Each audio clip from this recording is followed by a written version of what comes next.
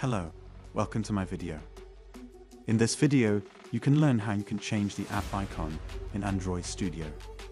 Simply right-click on the source folder, go to New, and here click on Image Asset.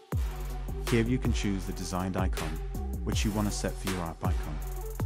Just go to the destination folder where you have stored your icon image, and select your icon image.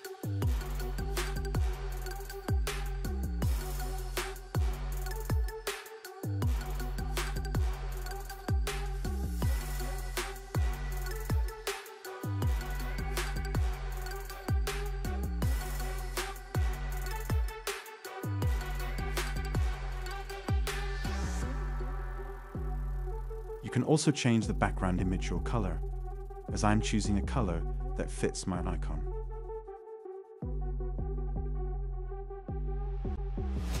Click Next and Finish. Now run your app.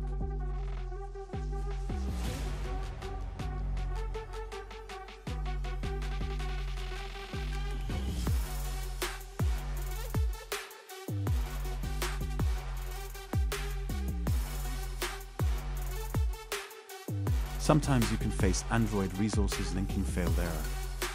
Don't worry, set the icon again as we did before. After that, run your app again.